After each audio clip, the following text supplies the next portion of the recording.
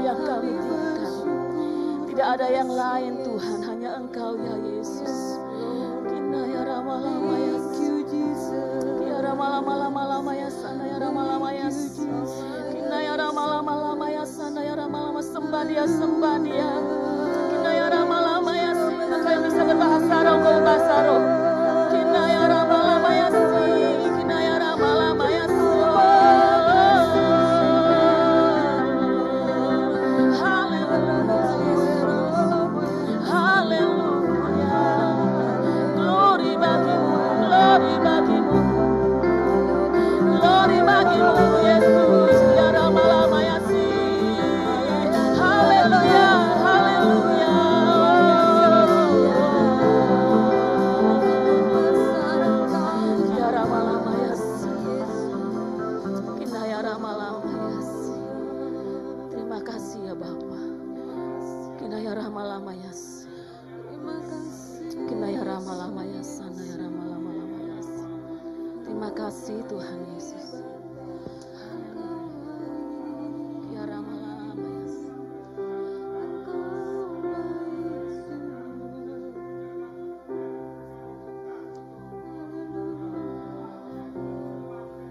kasih Tuhan. Haleluya.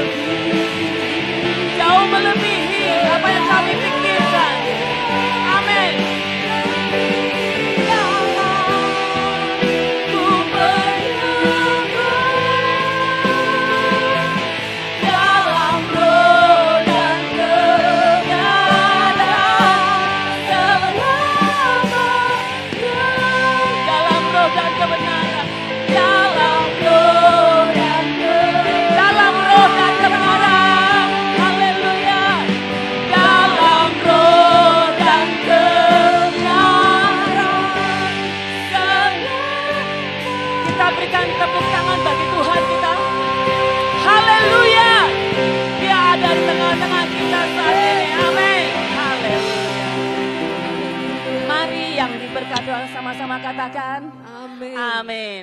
Kita tengok kiri kanan, berikan salam sehat. Biarkan matamu terpancar sukacita dari Allah. Haleluya. Amin. Kita punya Yesus ajaib. Amin. Mari kita angkat pujian ini. Yuk, kita tepuk tangan bersama-sama.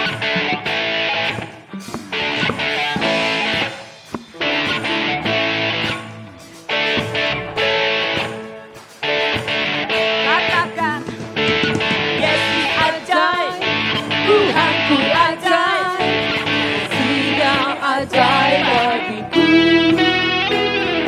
Yesus ajaib, amin. Tuhanku ajaib, rahmat-Nya kekal Sekali selamanya. lagi, Yesus ajaib, Tuhanku ajaib, kasih-Nya ajaib bagiku.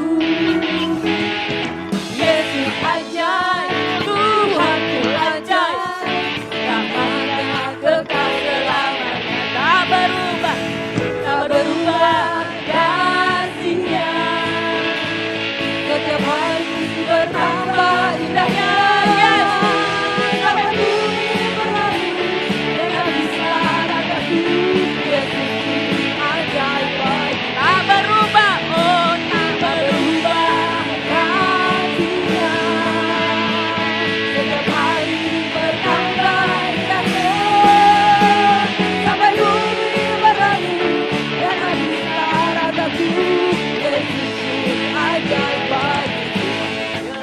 Yang wanita angkat suaramu katakan, oh Yesus ajaib, Tuhanku ajaib, kasih-Nya ajaib bagiku. Yesus ajaib, Tuhanku ajaib, rahmat-Nya kekal sama-sama. selamanya. Oh tak berubah, Kasih-Nya, setiap hari bertambah indahnya. Sampai bumi berlalu dan habislah ragaku. Yesusku ajaib bagiku. tak berubah, oh tak berubah. Kasih-Nya, Yes. setiap hari bertambah indahnya. Amin. Sampai bumi berlalu dan habislah ragaku. Yesusku ajaib bagiku. Kita punya Yesus yang ajaib, amin. Kita mau ucapkan itu dengan iman bahwa Yesus yang kita sembah, Yesus yang ajaib, amin. Haleluya. Yo, angkat tanganmu, katakan Yesus ajaib. Yesus ajaib, Dia berkuasa, Dia berkuasa. ada mujizat, Ada mujizat, sebab Yesus ajaib. Yesus ajaib. Oh Yesus ajaib, Yesus ajaib. Dia berkuasa. ada Mujizat, ada mujizat. Oh, ada mujizat, ada mujizat. ada mujizat, sebab Yesus ajaib. Ya, mari cuma saja katakan tak berubah. Kasih-Nya, Ya, setiap hari bertambah indahnya. Sampai bumi berlalu dan habislah ragaku. Yesusku ajaib bagiku. Yesus ajaib. Oh, Yesus ajaib. Dia Berkuasa, ada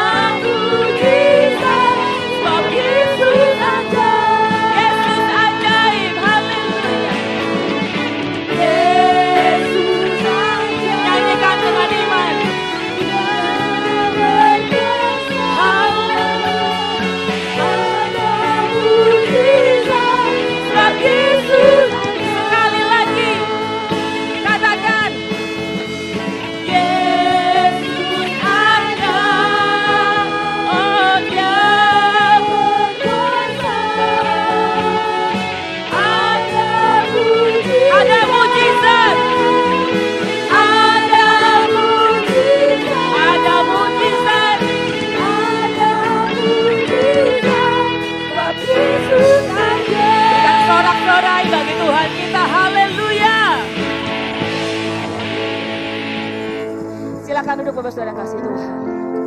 Haleluya. Kita tahu bahwa semua saat ini keadaan bisa berubah, amin. Bahkan tidak ada yang pasti. Tapi ada satu hal, kita punya Allah yang pasti, Allah yang luar biasa, Allah yang tidak pernah meninggalkan kita.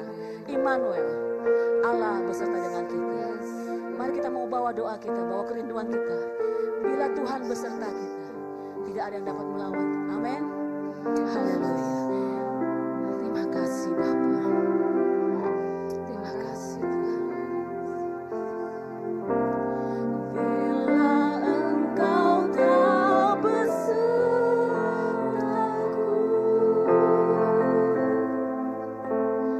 ku tak mau berjalan. Ku perlu Tuhan, pimpin langkahku dengan kasih karunia-Mu. Pimpin kami, pimpinlah langkahku setiap waktu,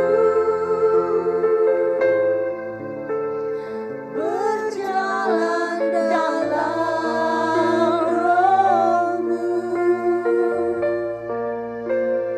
Nyatakan Tuhan kemuliaan-Mu dan berjalanlah denganku. Mari sama-sama katakan, bila Engkau tak besertaku, ku tak mau berjalan. Ku perlu Tuhan, pimpin langkahku dengan kasih karunia-Mu. Pimpin langkahku setiap waktu, berjalan dalam Roh-Mu. Amin. Nyatakan Tuhan kemuliaan. Dengan segala hormat kita mau kembali bangkit berdiri. Katakan, serahkan doamu dan bilang, bila Engkau bisa silakan pada hambanya. Ku tak mau berjalan. Ku perlu Tuhan, pimpin langkahku dengan kasih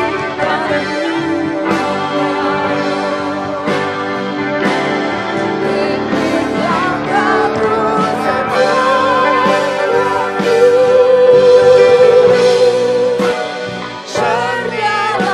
dalam Roh-Mu. Nyatakan Tuhan kemuliaan-Mu dan berjalanlah denganku. Nyatakan Tuhan kemuliaan-Mu dan berjalanlah denganku. Sekali lagi katakan, nyatakan Tuhan. Nyatakan Tuhan kemuliaan-Mu. Dan berjalanlah denganku. Mari berikan sorak-sorai-Mu yang meriah untuk Tuhan. Haleluya, haleluya. Pujian ini membuktikan Tuhan bahwa kami tidak mampu untuk menghadapi situasi saat ini. Sebab itu Tuhan, mari berjalanlah di depan kami. Bimbing dan tuntunlah setiap langkah kaki kami Bapa. Yakinkanlah bahwa dimanapun kami berada, kami tidak sendirian. Tapi ada selalu Engkau yang menyertai kami Tuhan. Kami tahu bahwa tidak mudah untuk kami lalui masa-masa saat ini. Tapi kami percaya Tuhan, ketika Engkau beserta dengan kami, maka Engkau yang selalu memberikan jalan keluar, Engkau yang memberikan kekuatan, bahkan Engkau yang memberikan pemulihan, dan juga Engkau yang memberikan kesembuhan bagi setiap kami. Terima kasih Bapa, tutup bungkus setiap kami oleh kuasa darah-Mu Tuhan, supaya dimanapun kami berada, kami boleh terlindungi dengan aman Tuhan. Terpujilah nama-Mu Tuhan Yesus. Sebentar kami mau duduk diam untuk mendengarkan sabda firman-Mu. Berfirmanlah bagi hanya di dalam nama Tuhan kami Yesus Kristus. Haleluya, yang percaya bersama dengan saya katakan amin, amin, puji Tuhan. Silakan duduk Bapak Ibu Saudara yang dikasihi oleh Tuhan. Salam. Apa kabar Bapak Ibu? Puji Tuhan, luar biasa, amin. Saya selalu mengatakan bahwa setiap anak-anak Tuhan adalah orang-orang yang luar biasa, karena kita mempunyai Allah yang luar biasa. Baik, puji Tuhan. Saudara, saya Pastor Daniel Tan mengucapkan selamat hari Minggu buat kita semua. Dan juga saya mengucapkan kepada Bapak Pendeta Daniel sudah memberikan kesempatan saya. Ini adalah sesi yang kedua. Saya boleh menyampaikan firman Tuhan pada pagi hari ini. Dan apa yang saya sampaikan di sesi yang kedua ini adalah hal yang sama temanya, topiknya dengan ibadah yang pertama tadi adalah bicara tentang sikap hati, atau judulnya saya beri judul jangan gelisah hatimu. Nah, kenapa ini menjadi satu hal yang penting? Karena memang hari-hari ini ada banyak begitu orang gelisah hatinya, saudara. Ya, ada banyak orang yang menjadi takut, ada banyak menjadi khawatir, lalu kemudian panik. Ketika takut, khawatir, dan panik, percayalah saudara, orang yang demikian maka dia akan tidak bisa berpikir dengan benar, berpikir dengan sehat, saudara. Ya, bayangkan seorang yang panik, saudara. Nah, akhirnya ketika mereka tidak bisa lagi berpikir dengan benar, khawatirnya, takutnya adalah kemudian mereka memilih jalan yang salah, kan begitu ya. Akhirnya jadi berabe dah tuh ya. Tapi Alkitab berkata, mari kita lihat, dan saya mulai dari sini. Yohanes pasal 14, ayat yang pertama, ayat yang sama tadi pagi juga saya buka buat kita semua. Ya, firman Tuhan ini berkata adalah sebuah ungkapan, ya, sebuah statement yang ditulis atau diucapkan oleh Yesus sendiri. Ya, Yesus sendiri yang mengatakan ini. Makanya kalau saudara lihat mungkin Alkitab di digital atau konvensional, Alkitab Bible itu pasti tulisannya merah, ya, menandakan bahwa itu adalah perkataan Yesus. Apa yang dikatakan oleh Yesus dari ayat ini? Yohanes 14 ayat yang pertama bicara begini, janganlah gelisah apa? Hatimu. Tapi percayalah kepada Allah dan juga percayalah kepadaku. Jadi kalimat janganlah gelisah hatimu. Nah, ini adalah sebuah ungkapan yang ditujukan kepada murid-murid pada waktu itu. Dan tentu pasti ada alasannya. Tidak mungkin tidak ada alasan, tanpa alasan begitu ya. Apa alasannya? Bahwa ayat sebelumnya pasal 13, Yesus menceritakan tentang dirinya yang bahwa sebentar lagi akan disalib, diserahkan kepada penghakiman itu, saudara. Dan harus mati sampai di kayu salib. Bahkan dari pasal 13 ayat 33 ada sebuah kalimat yang Yesus bilang begini, bahwa di mana di tempat aku berada, kamu tidak bisa bersama dengan aku. Nah, Anda tahu nggak saudara, itu sebuah berita yang sangat membingungkan bagi murid-murid pada waktu itu. Kenapa? Karena mereka baru ikut Yesus itu kurang lebih 3,5 tahun. Kalau 3,5 tahun tuh belum satu periode, bos. Haleluya. Karena satu periode itu 5 tahun, ini masih baru 3 tahun lebih gitu loh. Terus tiba-tiba bilang, Yesus mau pergi. Dan Yesus di mana pergi, kemana dia berada, kita nggak bisa ikut. Ada apa? Apa maksudnya? Kan begitu, saudara. Nah, Anda tahu bahwa 12 murid, itu 80% adalah orang-orang sekuler. Bukan dari kalangan para pelayan, bukan. Kita tahu ada Petrus di sana, betul ya? Lalu kemudian ada Andreas, ada Yakobus, ada Yohanes. Mereka ini nelayan. Kalau nelayan bisa dong saya kategorikan pengusaha. Boleh ya? Boleh lah ya. Dia pengusaha, orang sekuler. Lalu kemudian kita lihat ada Markus di sana, ada Matius di sana. Mereka siapa? Dari kaum profesional, orang pemungut cukai gitu loh. Ya, jadi Anda bisa lihat nggak? Yang direkrut oleh Tuhan Yesus itu adalah orang-orang sekuler. Makanya tadi pagi saya bilang berbahagialah kita kalau ada di dunia sekuler, lalu kemudian terlibat dalam dunia pelayanan. Itu adalah satu kehormatan buat kita, amin. Setuju ya Bapak Ibu Saudara ya? Makanya hargain itu, para pelayan-pelayan Tuhan kita harus bisa menghargai itu. Karena itu adalah sebuah kehormatan bisa terlibat dalam dunia pelayanan. Yesus pun cari orang sekuler gitu ya. Nah, jadi Anda bisa bayangkan saudara, ketika mereka direkrut oleh Yesus, mereka punya harapan. Harapannya mereka itu sebetulnya apa sih? Melihat sosok Yesus ini kan figur. Mereka berharap Yesus itu akan menjadi raja bagi Israel. Gitu ya. Nah, kalau Yesus jadi raja di Israel, maka Anda bisa pastikan nasibnya udah pada berubah nih. Bisa ngerti nggak maksudnya? Ini bisa jadi pejabat, bisa jadi menteri, bisa jadi panglima gitu loh. Bisa ngerti ya saudara ya? Nah, jadi inilah yang ada di benak mereka. Mereka tidak tahu tujuan, maksud atau gambar besar yang Yesus mau persiapkan. Nah, sekarang baru kita tahu tujuan Yesus itu lahir ke dunia itu untuk apa kan gitu ya? Untuk menebus saudara dan saya kan gitu ya. Sampai dia harus mati di kayu salib, lalu dia harus bangkit menunjukkan bahwa dia Tuhan, dia harus bangkit dari alam maut itu, kan gitu ya. Lalu kemudian naik ke sorga. Ngapain? Menyediakan tempat bagi setiap kita yang percaya. Wah, keren ya. Ini gambar besarnya. Tapi pada waktu itu murid-murid tidak tahu. Yang mereka lihat bagaimana Yesus ini akan jadi raja bagi Israel. Lalu kemudian mereka akan berubah nasibnya. Bapak Ibu saudara dikasih oleh Tuhan, peristiwa atau cerita yang sama mungkin juga terjadi dalam kehidupan kita ini. Kita tidak pernah tahu apa sih sebetulnya maksud tujuan Tuhan. Sehingga sampai hari ini kok tidak ada perubahan gitu loh saudara. Halo, betul ya saudara ya? Apa nih maksudnya? Ya, pandemi COVID-19 ini belum selesai. Malah ada isunya lagi masuk virus baru. Ini apa gitu loh. Katanya udah divaksin, tapi kok bisa meninggal kena COVID. Ini apa? Ada tuh isunya lagi santer tuh. Ya kan? Ini apa? Ada juga yang masih muda dipakai Tuhan. Yang barusan meninggal tuh lagi viral saudara. Masih muda, lagi sehat-sehatnya. Toto kena COVID. After sembuh, begitu dinyatakan sembuh, kolep lagi, koma lagi. Dan meninggal. Ini apa? Ayo, betul apa enggak saudara? Semua ini kan menjadi pertanyaan buat kita, betul ya saudara ya? Kok begini Tuhan? Kok begini Tuhan? Nah itulah hal yang sama yang dialami oleh murid-murid pada waktu itu. Sehingga terpancarlah di raut wajah mereka. Terlihat di gambaran wajah mereka. Sampai kemudian Yesus mesti mengeluarkan statement, jangan gelisah hatimu. Percayalah kepada Allah. Dan percayalah kepadaku. Bapak Ibu saudara yang dikasih oleh Tuhan.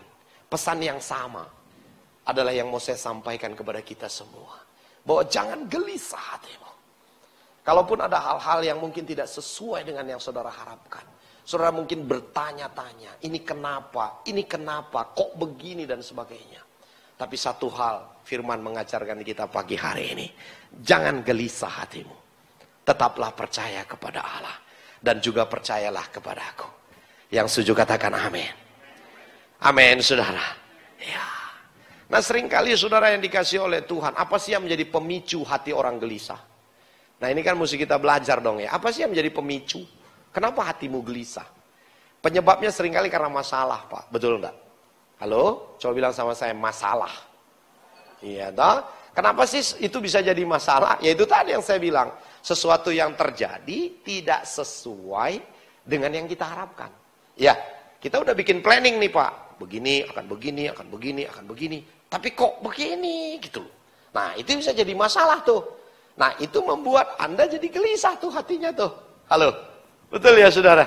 Nah tapi ayat firman Tuhan berkata dalam 1 Petrus 5 ayat yang ke-7. Apa katanya? Coba kita buka ayatnya. 1 Petrus 5 ayat yang ke-7. Nah ini dia. Ayat ini bilang begini. Serahkanlah. Coba bilang sama saya. Serahkanlah. Kira-kira kalau kalimat serahkan itu bisa Anda gambarkan nggak? Anda bayangkan nggak saudara? Kata serahkan itu ya udah serahkan. Betul nggak saudara? Ketika saudara serahkan, Anda sudah nggak punya urusan. Halo? Betul apa enggak? Setuju nggak sama saya? Iya. Yang Yesus maksud dalam hal ini apa? Serahkanlah segala. Nah, bukan cuma serahkan, tapi segala. Semua. Kekhawatiranmu kepada Tuhan. Lalu ada kalimat berikutnya dia bilang, sebab ialah yang memelihara kamu. Jadi Bapak Ibu Saudara yang dikasihi oleh Tuhan, pesan saya, jangan sampai masalah itu membuat hati Anda gelisah. Tapi mari kita mau belajar pagi hari ini untuk menyerahkan semua itu kepada Tuhan. Karena Tuhanlah yang memelihara saudara. Yang setuju katakan amin. Ya, saya tidak tahu saudara punya masalah apa. Tapi setiap kita pasti punya masalah. Betul apa enggak saudara? Oh iya, setiap kita pasti punya masalah. Tapi selalu saya sampaikan, lewat masalah seringkali Tuhan berkarya. Saya ulangi, lewat masalah seringkali Tuhan berkarya.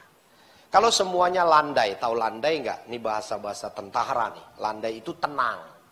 Ya, semuanya adem. Semuanya enjoy.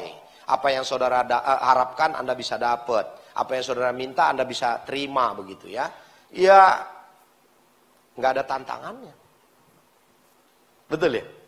Iya, enggak ada tantangannya. Orang yang enggak kenal Tuhan juga ya bisa mengucap syukur tuh. Tapi sekali lagi ketika sesuatu kita dibenturkan terhadap masalah yang kita harapkan tidak sesuai, yang terjadi tidak sesuai dengan yang kita harapkan. Di saat itulah sebetulnya akses kita butuh Tuhan. Betul apa enggak Bapak Ibu? Ya, butuh Tuhan. Ada banyak contoh dalam Alkitab ketika mereka menggunakan kekuatan mereka. Mereka justru nggak dapat apa-apa. Nggak bisa berbuat apa-apa. Tapi seringkali Tuhan belokkan, Tuhan izinkan blank dari planning saudara. Ya, sering nggak? Ada nggak sih yang terjadi begitu? Sering ya. Toto tiba-tiba Anda bilang ini kan bukan sesuatu yang saya harapkan, tapi itu yang terjadi. Dan endingnya itu biasanya baik, bagus, sukses. Kenapa? Tuhan cuma mau bilang begini, supaya bukan kamu yang menonjol, tapi karena aku, kata Tuhan. Halo? Betul apa enggak saudara? Supaya bukan kita yang dominan, tapi aku, kata Tuhan. Betul ya Bapak Ibu? Maka itu saudara, tetaplah datang setia kepada Tuhan. Bahwa kalau ada masalah, saya bilang Pak tadi, bukan akhir dari hidup kita. Tapi itu bisa jadi sebagai awal, di mana saudara bisa menyaksikan Tuhan berkarya dalam hidupmu. Makanya sayang banget gitu loh. Kalau karena ada masalah, kemudian Anda undur dari Tuhan, nggak bisa berdoa, nggak bisa konsentrasi. Aduh, padahal Tuhan bilang, itu sarananya. Mau belajar menyerahkan segala sesuatu kepada Tuhan pagi hari ini? Amin. Bahwa apapun yang menjadi persoalan masalah kita, ayat ini berkata, serahkanlah segala kekhawatiranmu kepadaku, sebab ialah yang memelihara kita. Tuhanlah yang memelihara kita. Jadi masalah jangan membuat hati Anda gelisah ya. Lalu yang kedua, apa penyebab hati orang gelisah? Yang kedua, biasanya karena intimidasi, karena tekanan, ancaman, tekanan, intimidasi. Dan biasanya itu dari orang-orang sekitar, dari lingkungan, dari keadaan, dari situasinya. Ya, kita tertekan, kita terintimidasi. Dengar isu-isu hoax yang beredar, kita bisa tertekan. Waduh, ini virus baru lagi nih, apa lagi nih? Iya, kita menjadi tertekan. Akibatnya apa? Kita jadi panik. Dan orang yang panik pasti hatimu tidak tenang. Ya, betul apa enggak saudara? Ya. Nah kalau tadi ada 1 Petrus 5 ayat 7, sekarang munculin 1 Petrus 4 ayat 7. Nah jadi Petrus 4, 5, 7 dan 4, 7 itu ya. 1 Petrus 4 ayat 7 bilang apa buat kita hari ini? Dia bilang apa? Kesudahan segala sesuatu sudah dekat. Karena itu apa?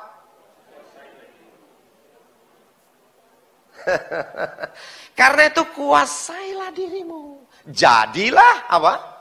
Tenang. Supaya kamu dapat. Di sini Pak selalu poinnya. Kita tidak bisa punya penguasaan diri. Akibatnya kita tidak tenang. Pada waktu kita tidak punya penguasaan diri, kita tidak tenang, kita nggak bisa berdoa. Lalu kita bilang, Pak masalah gua kok nggak selesai-selesai.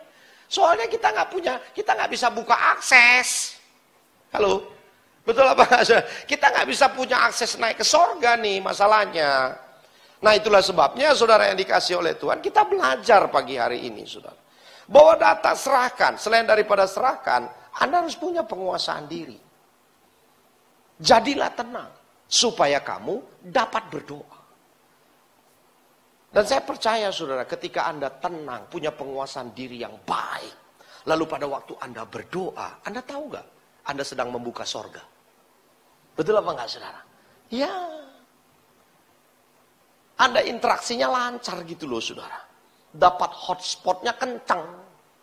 Ini gimana mau dapat hotspot? Kencang gitu loh saudara. Kalau jiwa kita juga nggak tenang. Nggak punya penguasaan diri yang baik. Bisa ngerti ya maksud saya saudara ya? Sehingga waktu Anda download, nah ini kan bicara upload dan download nih. Upload kan sesuatu yang Anda bawa ke sorga, begitu ya saudara ya. Waktu Anda download itu Anda kencang dapatnya. Halo, ada amin. Ya, maka itu punyalah penguasaan diri. Supaya kita menjadi pribadi yang tenang, lalu kemudian kita bisa berdoa. Saya percaya pada waktu Anda berdoa, disitulah hikmat Tuhan mengalir. Disitulah kasih karunia Tuhan mengalir. Disitulah ada ketenangan, ada damai sejahtera. Dan itulah sebetulnya yang Anda butuhkan dalam hidup ini. Betul ya? Nah, Anda akhirnya menemukan jawabannya. Halo, betul ya saudara ya? Anda menemukan jawabannya. Nah, kenapa ada begitu banyak orang sampai hari ini berkata, Pak, saya ini sudah bergumul sekian tahun. Anda mesti cek jiwamu. Punya penguasaan diri yang baik enggak? Tenang enggak, saudara? Nah, saya percaya kalau Anda punya penguasaan diri yang baik, Anda tenang.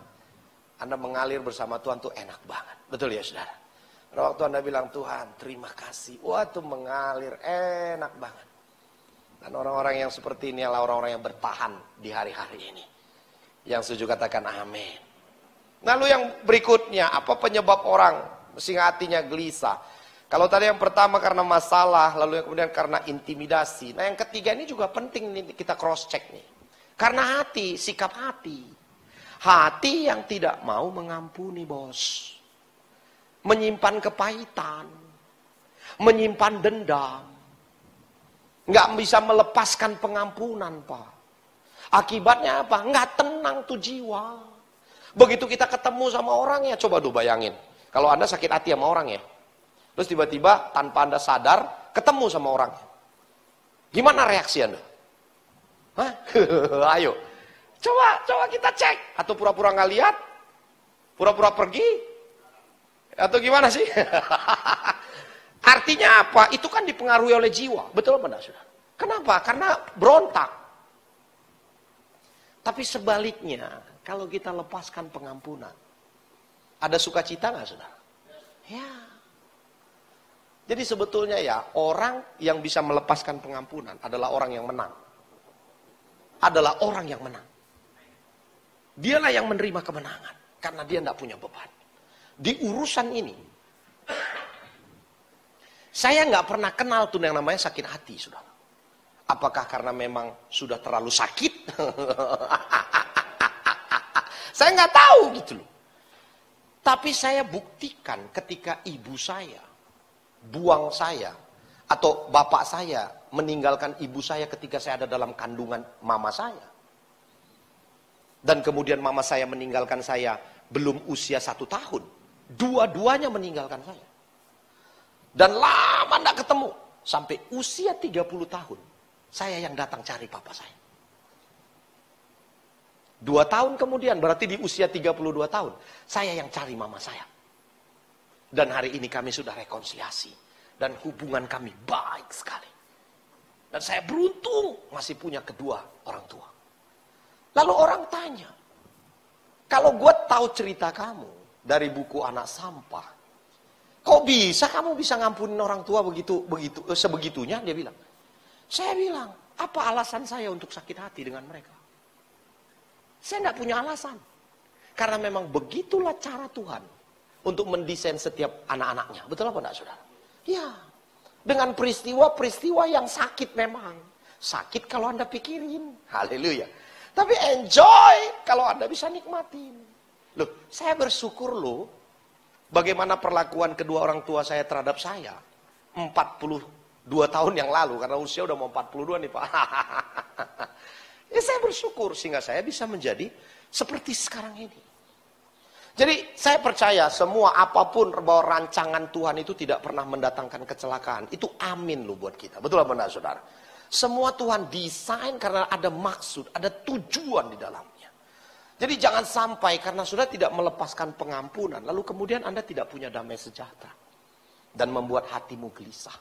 Akibatnya apa? Tidak punya penguasaan diri. Dan tidak bisa tenang. Lalu dampaknya, tidak bisa berdoa.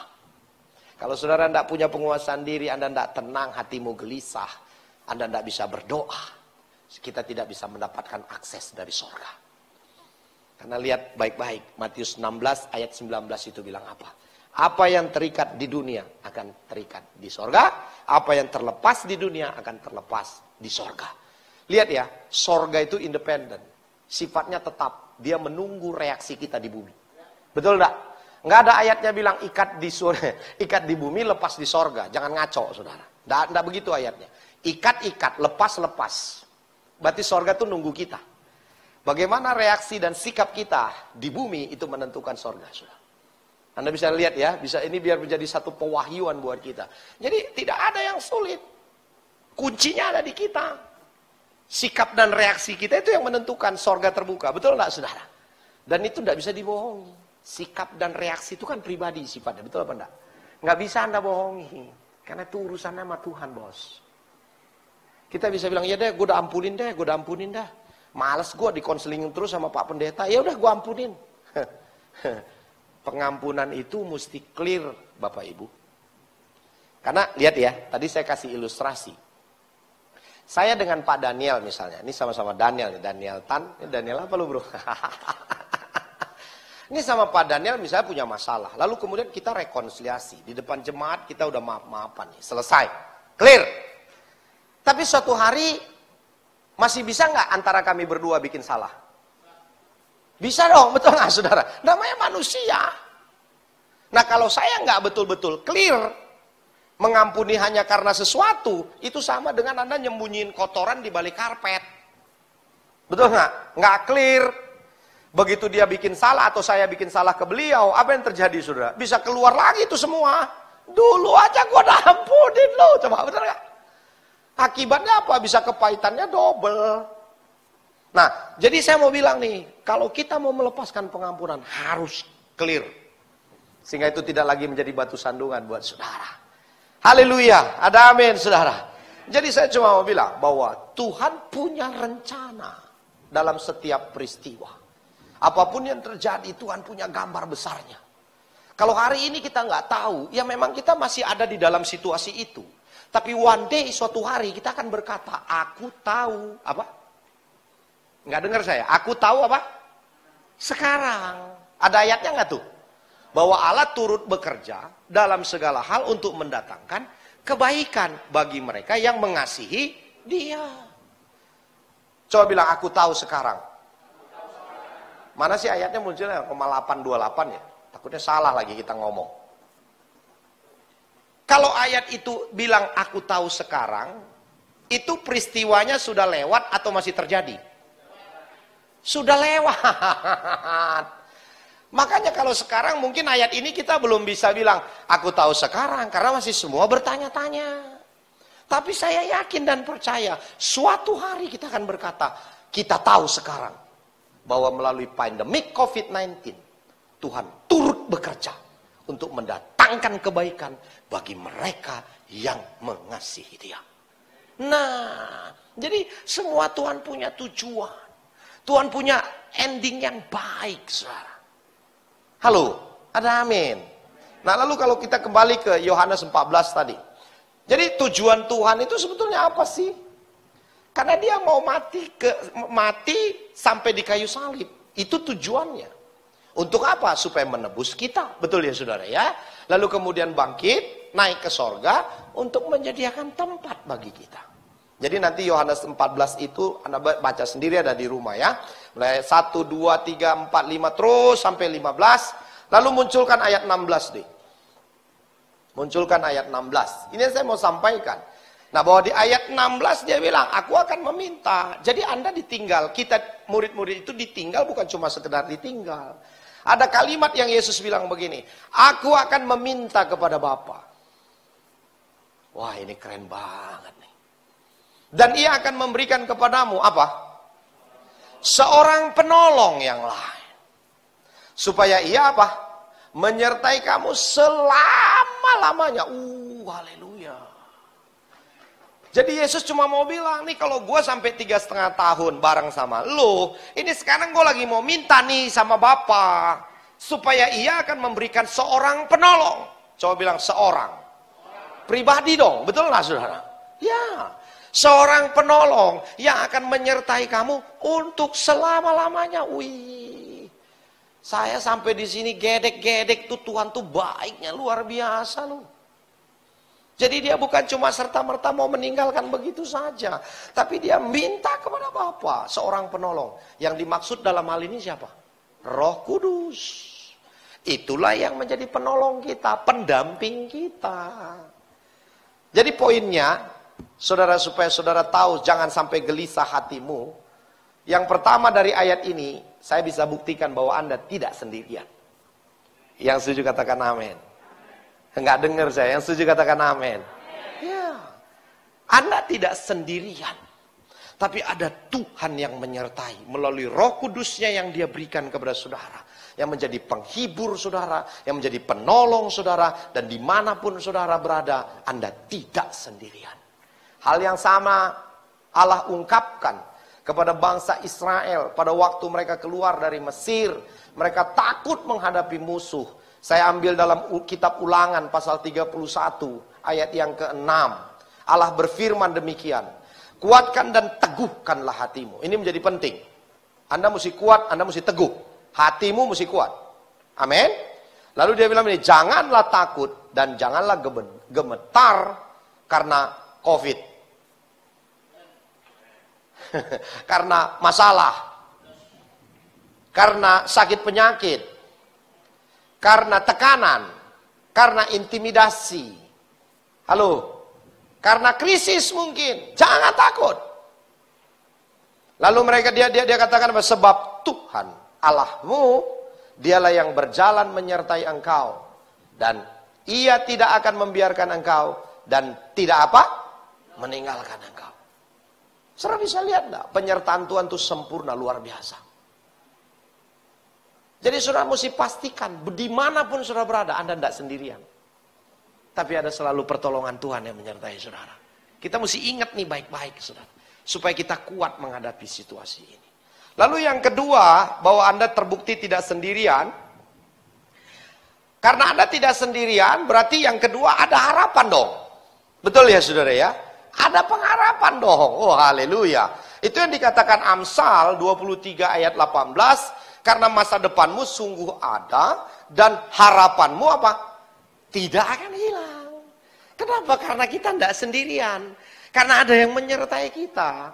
Makanya saudara jangan lihat masalah sebagai akhir dari hidupmu.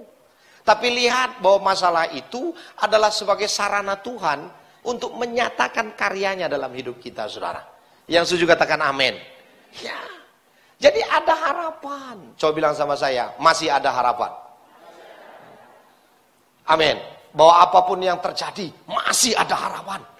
Karena kita mau bilang, kita punya Tuhan yang dahsyat, yang selalu menyertai kita. Dan yang berikutnya lagi saudara, ya, selain kita punya harapan, berarti ada kasih karunia, ada grace, ada pertolongan Tuhan gitu loh saudara. Apa sih kasih karunia yang Anda lihat? Coba kita belajar sedikit mengenai kasih karunia.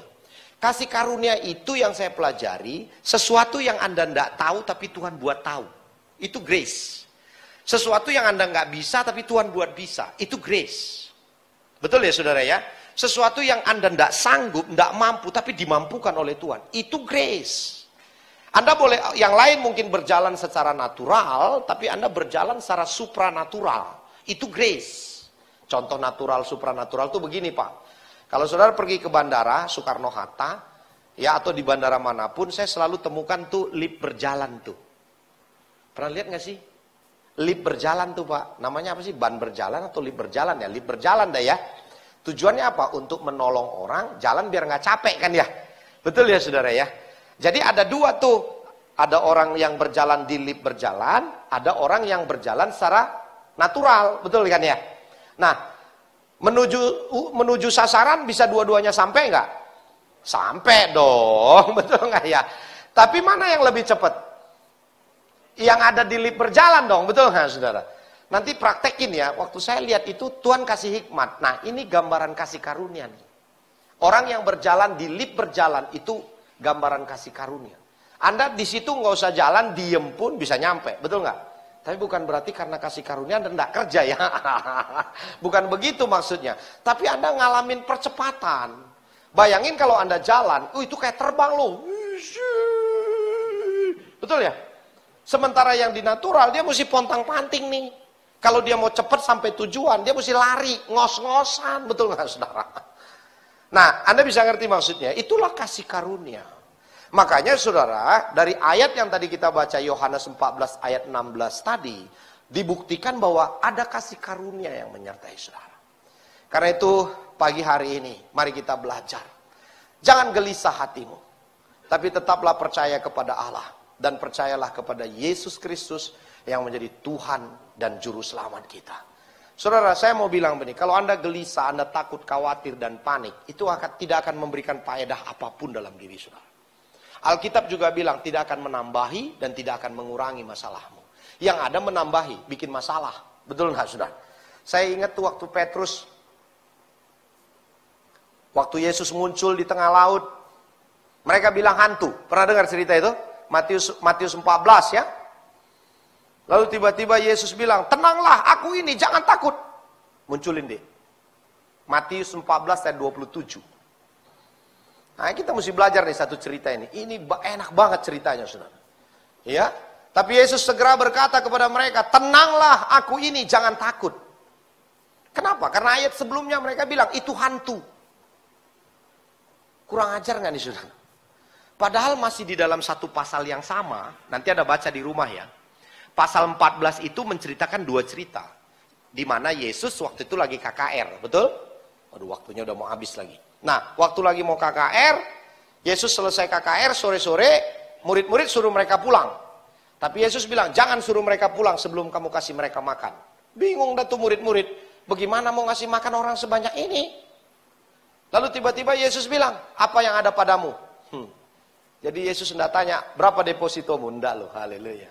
Saya paling suka tuh, apa yang ada padamu? Dua kali statement Tuhan itu selalu saya catat dalam hati dan pikiran saya. Pertama waktu Musa, dia waktu kebingungan ketika dia bilang, Tuhan apa yang aku harus lakukan?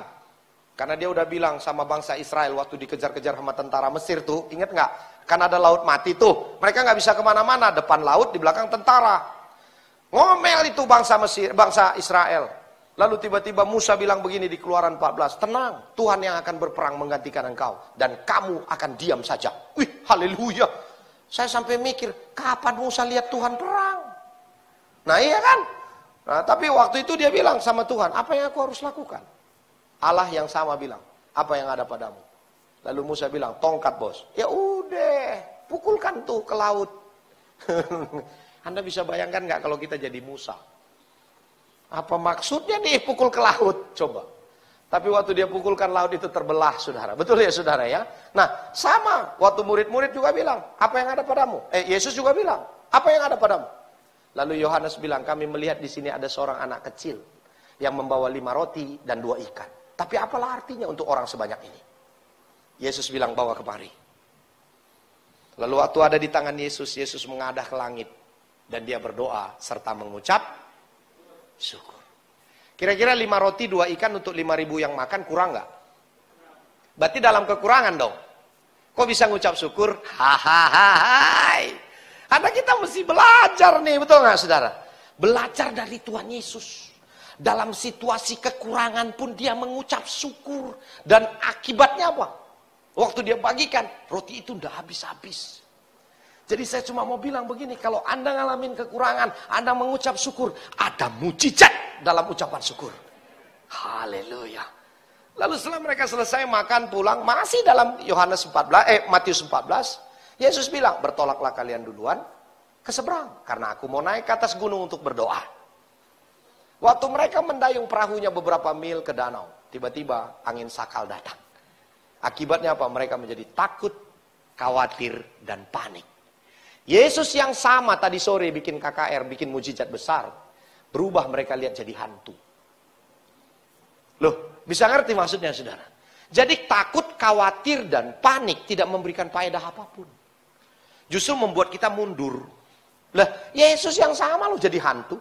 Sampai Yesus mesti bilang, tenang, aku ini, jangan takut. Lalu coba-coba Petrus bereksperimen. Karena dia mungkin kenal nih suaranya. Guru nih, gitu. Terus dia bilang, kalau memang itu engkau guru, terusin tuh ayat 20, 28, 29. Suruhlah aku berjalan di atas air. Apa Yesus bilang? Apakah Yesus bilang, bukan, jangan bos, ini cuma urusan gue. Enggak loh. 29 dia bilang, come on, datanglah. Lalu Petrus berseru, kata Yesus kepadanya, datanglah. Maka Petrus pun turun dari perahu. Apa? Bukan cuma nyemplung, bukan cuma turun, tapi dia apa? Berjalan di atas air untuk mendapatkan Yesus. Jadi ini perahu, dia turun tuh. Udah di air nih, udah bisa jalan di atas air dong. Wah, keren. Tapi tiba-tiba ayat 30. Bilang apa ayat 30? Tetapi ketika dirasanya tiupan angin, dia sadar nih, ini badai bos, dingin, takutlah dia. Lalu kemudian apa? Jadi selama dia nggak takut dari tadi tenggelam nggak? Makanya saya mau bilang, rasa takut, khawatir, dan panik tidak ada faedahnya buat kita. Tetaplah setia untuk Tuhan, amin. Karena saya percaya pada waktu Anda berserah, menyerahkan segalanya kepada Tuhan, dan saudara izinkan Tuhan yang memelihara saudara, saya percaya pemeliharaan Tuhan itu sempurna. Amin. Makanya kita dibuktikan bahwa sampai hari ini kita ada, semua itu karena anugerah Tuhan. Kalaupun Tuhan izinkan di sekitar kita mungkin bergelimpangan, ada yang meninggal, ada yang mati, ada yang ya macam-macam. Tapi kita harus patut bersyukur, karena kita nggak bisa intervensi apapun terhadap Tuhan. Betul apa enggak saudara? Karena dia yang punya bos. Namanya dia yang punya, suka-suka dia. Kalau saudara punya uang di kantongmu, uangnya ada 200.000. Terus saudara mau jajanin 100.000. Terus saya bilang, Pak jangan, 50.000 aja. Apa urusannya sama saya? Lah uang-uang kamu, betul apa enggak saudara? Nah begitu. Jadi kita nggak bisa intervensi. Kenapa Tuhan masih muda? Lagi on fire, dipakai Tuhan, tapi kok tiba-tiba mati? Nggak usah bertanya, tapi bertanyalah tentang hidupmu hari ini. Apa yang aku harus perbuat untuk Tuhan? Amin. Jadi sampai di sini, saudara, ini yang saya bisa bagikan. Karena saya percaya sebagai penutup, kita lihat Yehezkiel 36 ayat 26. Yehezkiel 36, 26, 27. Bahwa Tuhan bisa mengganti hatimu dengan hati yang baru. Maka itu jangan izinkan hati itu gelisah, takut, khawatir, dan panik. Lihat, kamu akan kuberikan hati yang baru. Dan roh yang baru di dalam batinmu. Dan aku akan menjauhkan dari tubuhmu hati yang keras. Dan akan kuberikan kepadamu apa? Hati yang taat. Jadi minta sama Tuhan. Buka hatimu kepada Tuhan. Karena saya percaya Tuhan bisa berikan roh yang baru kepada hatimu. Dan itulah yang akan kemudian memimpin seluruh hidupmu. Ini yang saya bisa bagikan di sesi yang kedua ini. Terus kita berharap supaya pandemi COVID-19 ini bisa segera berakhir. Tapi kalaupun masih saat ini, jangan anggap enteng saudara. Karena COVID ini belum berakhir. Tetap percaya kepada Tuhan. Dan saya percaya pemeliharaannya pasti selalu sempurna bagi anak-anaknya. Berbahagialah saudara yang mendengarkan firman. Dan melakukannya kata firman Tuhan. Mari tim musik.